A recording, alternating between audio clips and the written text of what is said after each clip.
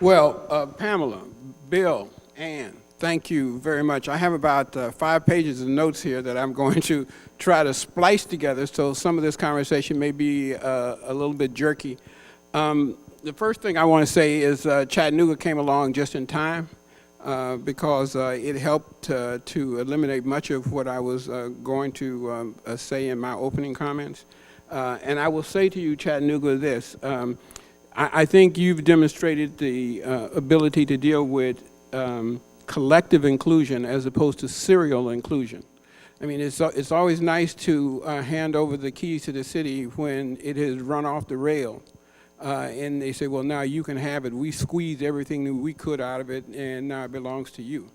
It looks as if Chattanooga has been collectively engaged in its inclusion and looking at the brand, and Chattanooga has some wonderful results, some good outcomes, because quite often these narratives talk about design and to some extent execution, but they're short on results.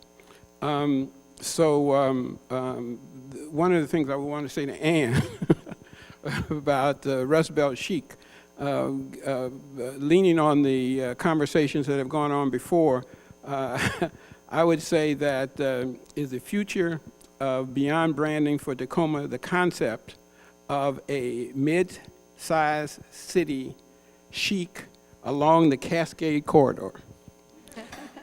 Because we are all of those things. We are mid-sized, and I like the term one of our presenters talked about, the use of the term mid-size as opposed to second city or this city or that, and the whole concept of the Cascade Corridor and the trendiness of being chic.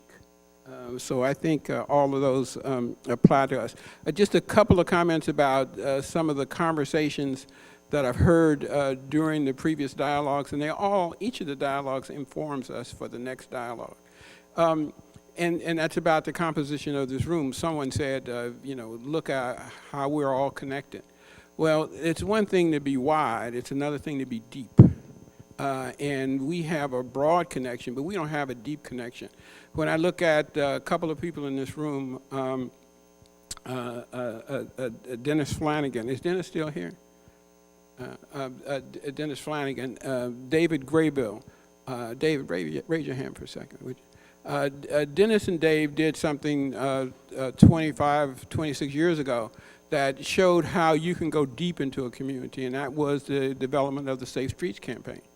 When we had the Chamber of Commerce, we had political officials and communities, I mean, grassroots, everyday people who are at work or engaged in some other process and not here in this room at the university. And that's not a big deal, only if we continue to move this process out of this room to where they are. It is a big deal if that dialogue stops here and we pat ourselves on the back because we all know one another. So there are 4 questions I want to pose to the panel, and I'll just say them, and then you can choose to deal with any or none of them. So the first question comes from something that Aaron Wren talked about, which was really important to me, and it says, and for me, these are my words, not his. Is there a role for full scope reality as an element of beyond branding, not just restaurants, jogging, sunny days, all of that stuff? I mean, do you bring in the whole issue of authenticity to the issues of beyond branding? The second question, Ken Greenberg talked about it, and I think it's really important for this panel. And when he was engaged in his narrative about the city of St. Louis, he called it the Troubles. You know, city of St. Louis had their troubles, and I think of the troubles in Ireland and the troubles. So the word trouble just stuck out in my appreciation of his conversation. And I will identify what I think the troubles are, and this is not Ken's narrative. And I would say the troubles are a lack of racial influence in the change process, income inequality, and the disproportionate influence of different interest groups. And so how do these troubles impact the branding process or beyond branding?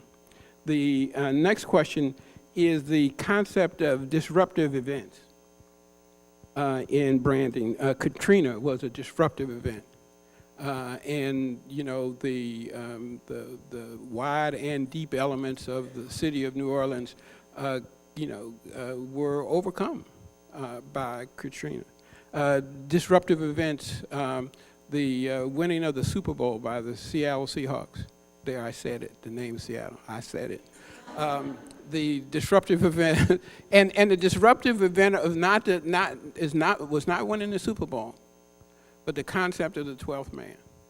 I mean, I saw more 12th man jerseys and flags in the Puget Sound area. So it was something that brought us together, made us think about who we are differently. I think the U.S. Open coming to this community could do a similar thing, but it's disruptive. It's not something that we, had a 10-year plan for, but it helped to identify who we are and what we are around the branding process.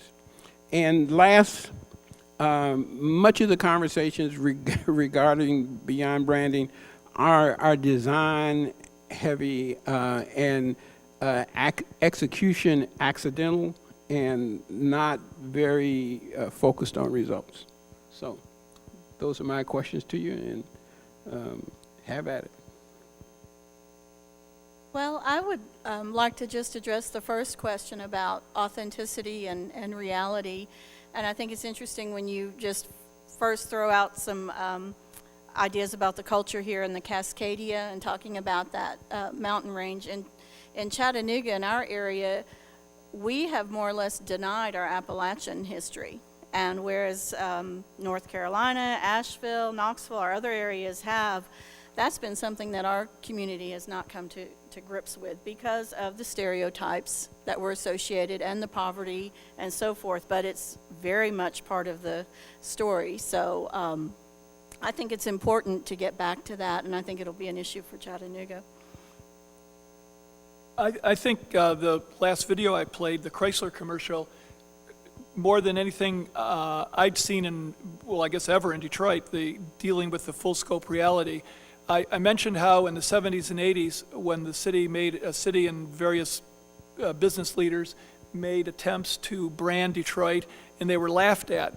Well, on the other hand, when people in Detroit saw that commercial, and I don't think anybody knew it was coming and hadn't seen previews or at least anything extensive, people were just floored and loved it and thought it was so real and honest. And instead of trying to paint Detroit as this, emerald city, it says we're not New York City and we're this and we're that, and it shows smokestacks and, as I said, wintertime and everything. So that's only 3 years ago, but that has set the tone for a much more reality-based branding efforts than certainly before.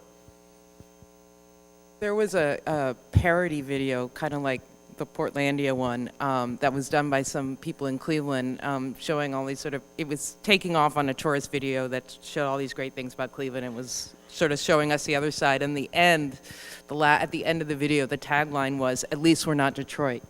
And Right. I remember that. which might be our best brand. But yet in Detroit, but Detroiters like to think of themselves as better than Cleveland. Absolutely. Well, you're the poster child for trouble, so you get the main spot. We brought up mid-sized cities before, and again, you've got these Detroit and Cleveland. What we're struggling with is the idea of shrinking cities. And one thing that hasn't come up today, which is so interesting to me, is in my world, all anyone's talking about, what are we going to do with all those vacant houses? Which is not something you guys are talking about. And I think that we sort of got there. We got to the recession before you guys, so we're on the other side. And we got there a lot worse, and actually 30 years before you. But I'm just, in the 2008 idea, we got there first, and so we're on the other. We got a little bit on the other side in terms of coming out.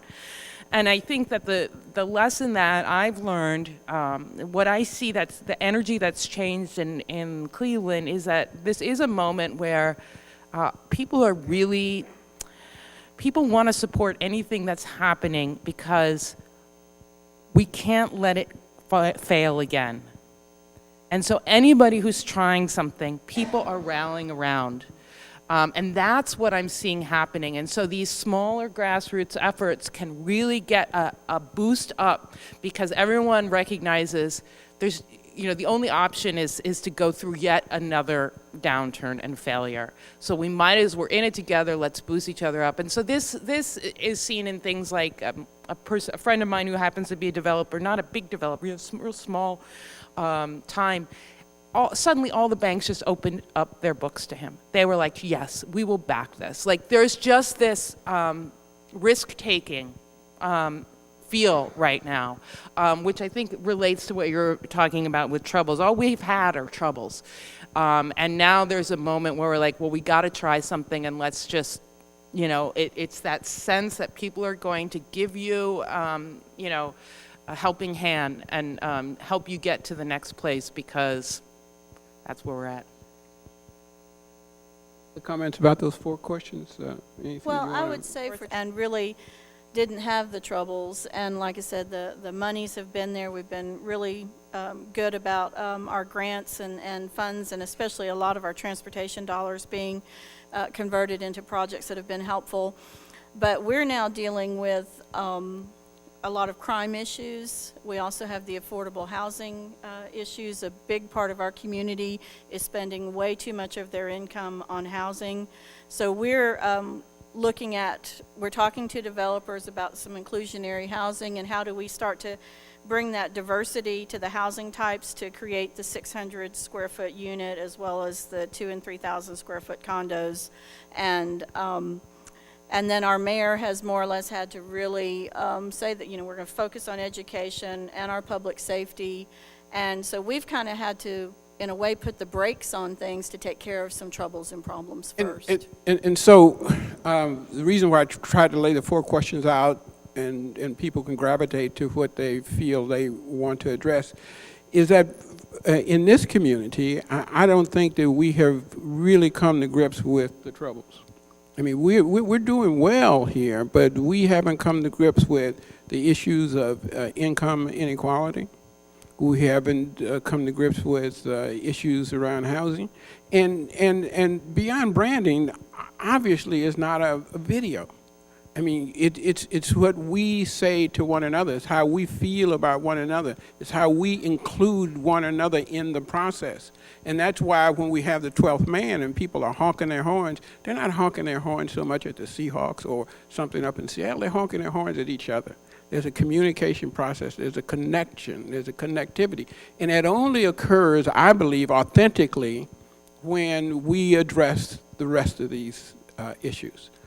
Because we all know that the whole issue of race still presents itself in significant proportions in this community. And we can't get through this by trying to create a brand that doesn't recognize racial issues. We can't get through this and create a brand that doesn't talk to income inequality.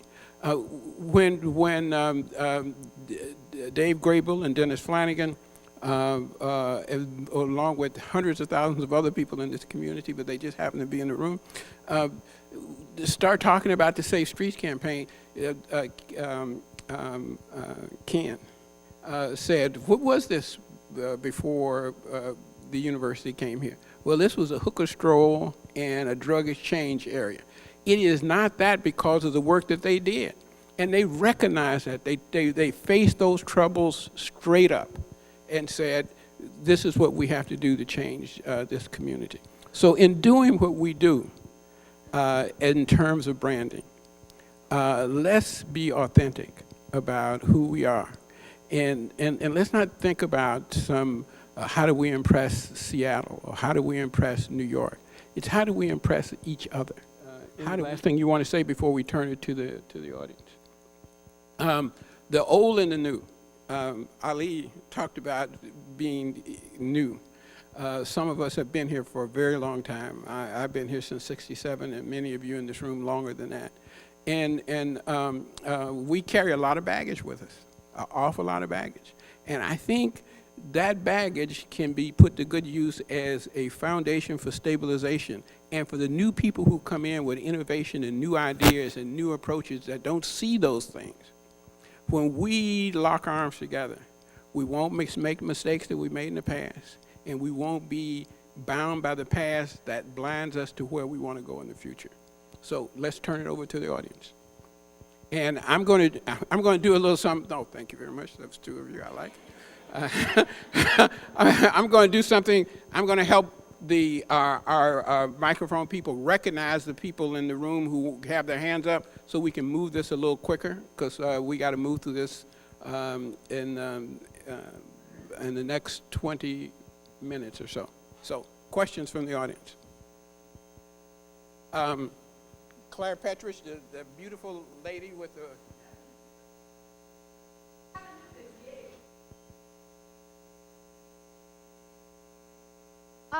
It's a gigabyte. It's 1,000 millibytes per second.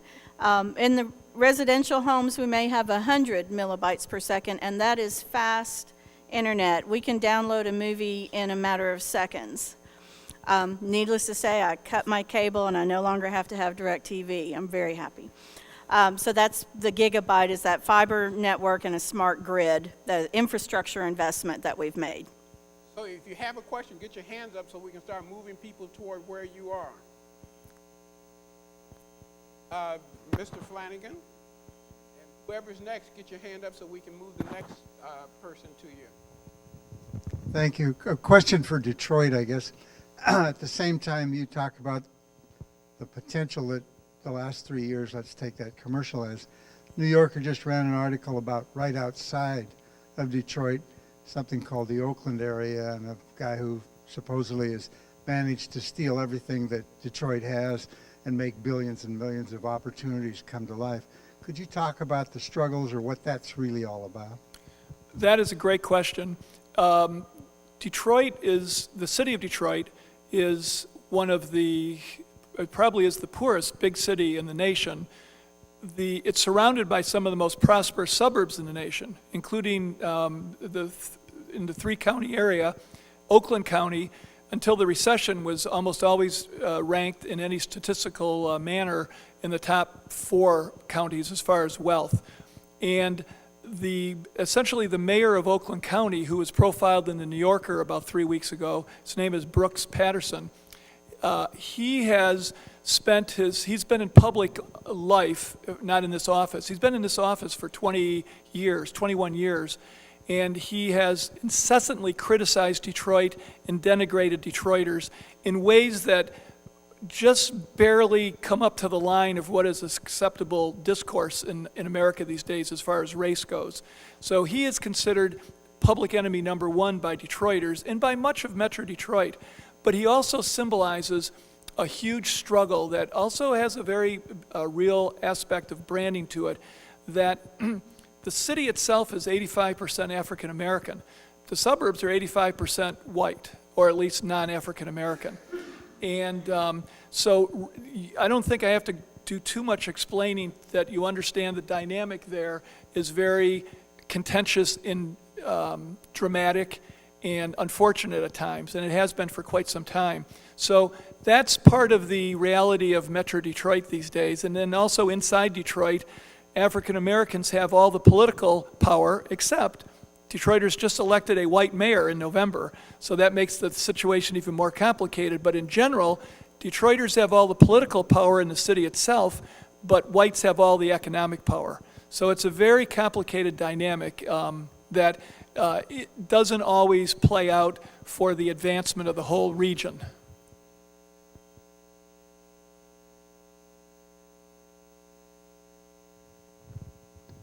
Hold my own. Okay, so with a lot of the discussions today, it seems fairly clear that most cities have brands. They just may not be the brands that they want, right? So that, but then with some of the videos we see, the process of branding kind of smacks of desperation, right? It's this effort to kind of find something, and it's most desperate when the seeking is grabbing for some kind of money, right, or investment or economic development, that is trying to create something that is going to, be that golden or silver bullet that's going to make everything better. So a couple questions are, is it really possible to have an authentic branding process, considering that identifying a brand or choosing something that you are means choosing other things that you're not? So somebody or something is going to be left out of that process. And then if we're talking about beyond urban branding, does that mean that maybe we need to get beyond or leave behind the concept of the brand and focus on something else? So it's not really about brands and branding at all, but some other kind of process or other kind of goal. So if you can speak to this. I think, as someone, as I said, is sort of an outsider to this discussion, I think what I'm doing, if it has anything to do with branding, would be like that word cloud that we put up about Tacoma, except you don't then try to take the biggest one and go with it. It's just leaving all those words up there in that proportion, without having to make that, that overview that, okay, now what's the one thing that will inevitably leave some stories out? And then I thought a lot about, well, what's a successful brand? And it seems to me that in terms of what brands try to do, that what happens in Vegas stays in Vegas has been one of the most successful brands, in that it brought in the money it meant to bring in, right? Am I right, for rebranding folks? Like, that was probably one of the most successful urban, brands in a long time. So if that's what you want, then, so I think it's, I guess I'm saying two different things, which is what you could do, or what anyone can do, is simply try to reflect as representatively and descriptively as possible a city without having to summarize and distill. And then if you're looking to bring in tourism dollars and economic development, then look at what actually has worked. And I think that Vegas one really did work for a long time that way. Not that, I'm sure a lot of people don't like it. I don't love it, but it did its job. I think, thinking about Detroit and Cleveland, when negative brands arise, they arise for a reason.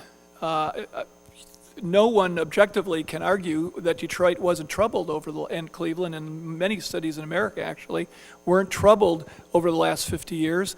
And that's a one thing, the branding effort itself, not talking about beyond branding, but branding effort itself has a lot of public relations in it, really. And it's spin, and trying to spin the best thing for a city. But that's part of the, I think, complex process of branding. Sometimes the brand is imposed, probably more often than not, and other times you're able to do something maybe like Las Vegas did. Certainly when New York decided to call itself the Big Apple, that certainly stuck, and that summarizes a lot right there. That's a city that doesn't really, at least in the last 20 years, hasn't had to worry too much about its brand. Yeah, I want to say that, again, the branding, if you get into the marketing aspects of it, you want to control your message. So if you don't do it, like you said, the other brand's going to be created. But I really feel like more what I've learned for Chattanooga is, again, it's about that collective vision and voice, and that planning and strategy for where you want to go in the future, and getting ahead of the curve, and being able to communicate in some consistent way just where your community is going. And I want to say one of the best things for Chattanooga, and I don't know how to explain it. And again, even when VW came, they told us one of the reasons they chose our sites, because they were looking in the southeast, was the intangibles. Well, how do you market that? And it's something we just can't put our finger on. But what I'm learning through the generations is there's some sort of DNA and a learning and understanding of what Chattanooga is that becomes inherent within the people there. And I believe that's through the experiences they have in the city and so forth. And just like I was showing the photo of the young architect who was working for us, and now he's, only 10 some years later, he's the director of transportation. We kind of groomed him, and he picked up all those principles and everything that we've consistently been saying year after year. And I feel like that really builds a brand that's useful as that foundation within the citizenry.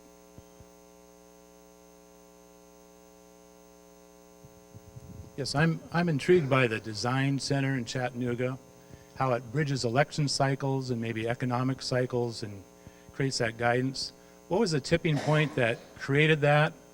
And then how much clout does that design center have in making things happen? I'm just a little bit more of the details of what that's about. Well, it ebbs and flows. I've worked under 5 mayors, and actually our previous mayor, the 8 years before we got Mayor Burke, more or less closed down the design center as we knew it.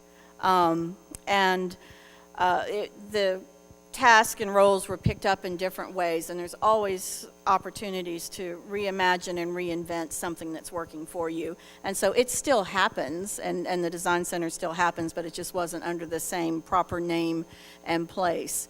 But we had often, we really didn't have the codes and zoning in place for our downtown, and it was through I don't want to say coercion or strong-arming anyone, but it was through just showing through good example, having those success stories, and being able to show multiple benefits and the numbers on something and how well it works, say a development along a park, the partnerships where we were able to negotiate. We might have subsidized within the private realm the streetscape and this and that, and then the developer would give this. We did a lot of back and forth, and that's where that dialogue comes in. And then we had entities within the city government through our city council folks and others that would just make it a stipulation of a zoning change would be, you need to go work with the design center, the design studio. And of course everyone's like, well, how do we put that in legal language? It's like, well, just go work with us and try to make your project better. And so we worked very loosely. But we're now working towards some smart codes and more standardized. We sort of have a formula now that works. So like I said, we're moving on to how we can help the sprawling neighborhood areas which don't have mixed use, aren't walkable neighborhoods, and taking that to the next step.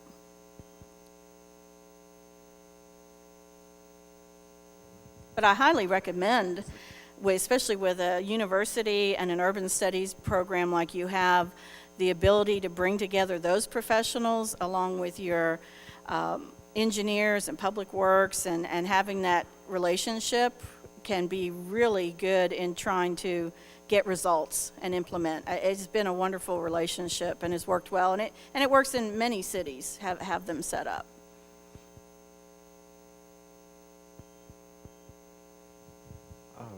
Can I hold it, or are you gonna hold Well, I wanted to ask a question. We got a Okay, I was going to ask a question. If we don't have a Hello? question, I Is have this working? questions. have a question. Hello. Hello. Oh my God. So I've just been kind of been listening all day. Stand up, and- please. Yeah. Yeah.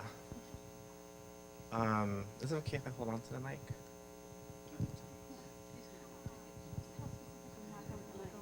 Oh, okay, fine. I'll do it. So, I've been kind of listening all day about this concept of urban branding, and I feel like going beyond it, I'm also at the same time a little over it. We can barely Yeah, hear I can't you. hear So I'm saying, I was just saying, like, with the concept of beyond urban planning, urban branding, it's become, from how I've been interpreting it, more than just branding, but this idea of conversations of community engagement, community-based design processes. How do you have an inclusive process with all this? And I think Anne's story particularly resonated really well with me, thinking about this idea of having channels of engagement where people can share their stories. And my question for you guys is more about, all of us who are here are in this field because we all are gatekeepers of our own communities, in the sense that we represent our own communities both outside in our personal lives, but in the office we represent different interests of a city also. And so my question is, when you're kind of gathering these stories and listening to people, what sorts of advice that you have in building consensus around these different perspectives that you hear about space or about city life, and how to kind of build consensus around that? The question was, when we engage the communities that we represent, and they're talking about branding and talking about their communities, how do you build a consensus around that engagement and that conversation? And the first thing I would do is reserve judgment. And the second thing I would do is recognize the biases that I bring to the conversation. Go ahead.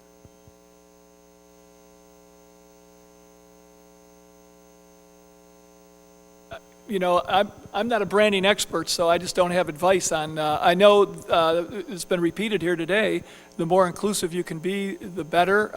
That was a topic, quite a subject in the morning, but I don't really have specific advice on how to do that. I know for Chattanooga, in our Places plan or our Great Places campaign, we're looking at addressing the public, of course, to utilize social media and so forth, but to do more of the small groups and the one-on-one and the sort of the key stakeholders, and have those conversations on a smaller venue than we're used to doing this, and we will still do that, but we just feel it can be so valuable, again, to get those stories and talk to people in a little bit different way, and I think that could be very helpful. One thing that we're doing is I started a series called Hot Dog University, where it takes place in a bar that serves hot dogs, and I've invited my friends who are also professors mainly in the humanities and the liberal arts to come speak on some area of basically like a college class, not like a lecture in their area of specialty in their research area, but like a 200-level lecture on some aspect of the city, and it takes place in a bar, and people can just go and hear, whether it's, the first one was about cities and why cities are located where they are, and the next one was on pop music in the 19-teens. So I think also, and I think that, with the website and the book, it's alternative venues for people, sort of following up on what Pam was saying. And I do think that's important, because I think there's only so many times you can ask some people to come to a community meeting or some kind of organizing meeting. If those people don't like to go to those meetings, they're not going to show up, and then you won't get those voices. So finding different venues that people feel a way that they can either listen if they want to listen, or talk if they have something to say. But again, I'm speaking as the resident humanist and not a branding person at all. I will say, speaking as a reporter and not a branding expert, that Detroit is undertaking actually a project called Detroit Future City, where speaking of shrinking cities, it envisions what the city can look like and how it can be viable with all the extra space it has accumulated over the last 40 or 50 years. And the group who headed this included some planners from around the world.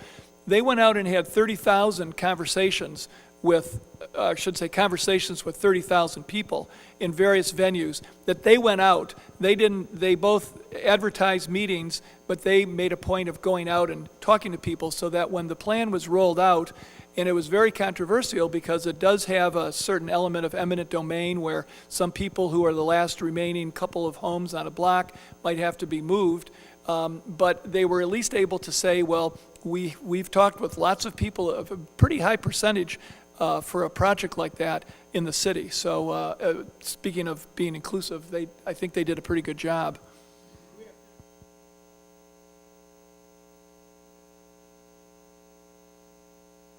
Okay, thanks. I'm part of a group called Y Tacoma, and the Y has a double meaning, so it's both the letter Y representing the millennial generation, and also why do we live here, why do we work, play here, etc., invest here.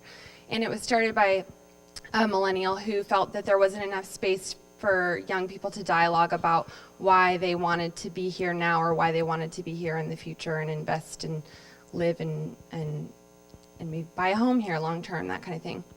And so my question is that and it's informal networking group. There's about 2,200 followers, and they sometimes have in-person events, but a lot of millennials just sort of talk about it as a thing that's part of Tacoma. Why Tacoma? And my question is, when I'm in that space with other Tacoma millennials, it's easy to dialogue about who I think we are, where we're going, what we're about, what we want to change, But when a millennial or really someone from any generation from another part of the region asks me about Tacoma, it's like I freeze up like deer in the headlights. Like all of a sudden I have a complex about our brand, or I don't know how to explain what it is, versus the comfort of talking to someone who just gets it and who's from here and who you can relate to. And I appreciate what Lyle said about honking at each other. So I'm just wondering, how important is it for us to sort of understand and embrace and grow and align or lift up our brand with each other versus getting other parts of the region to understand what makes people want to live, work, and play here, and drawing people in from the outside?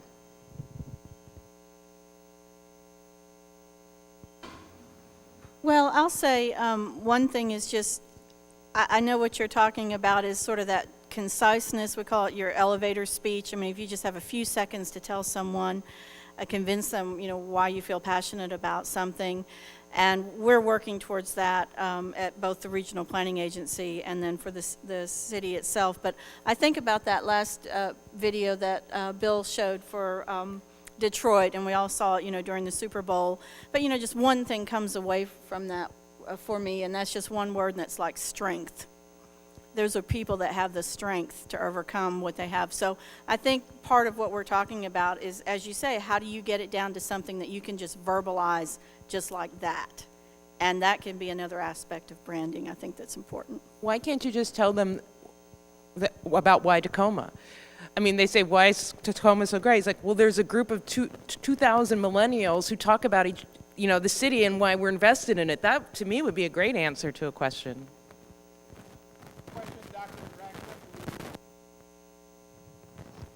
Thank you, Mr. Quasim. I had a thought this morning during the presentation of the first videos. And the thought came to mind, there's 1,000 stories in the Naked City. And I can't remember which TV program back in the 60s had that as its sort of a capstone. Naked City. What? Naked City. Oh, that was it, huh? Okay. I've been thinking, I really have appreciated the day, and I've been thinking about the fact that at some levels, it may be a mistake to think about one brand for the city, because let's face it, cities are made up of neighborhoods and communities and blocks and that sort of thing, and there may be a multitude of stories. And then you run into the dynamic of, well, is my story better than your story? Is it going to make the video or something like that, I don't know how to do this, but it strikes me that there's been a couple of possible suggestions, and that is that I would like to see if we can come up with a collection of stories that reflect the diversity of all of the city, that incorporate the best elements of all of those stories into one kind of summary. And I think that's a very complicated process that we've probably been engaged in years. But I see that as a model that I would try to figure out how to do.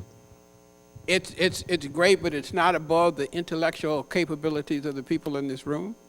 And if we have the desire, I think we'll move in that direction. And we'll turn this back over to Fern. And let's thank our panel for the great work that they did.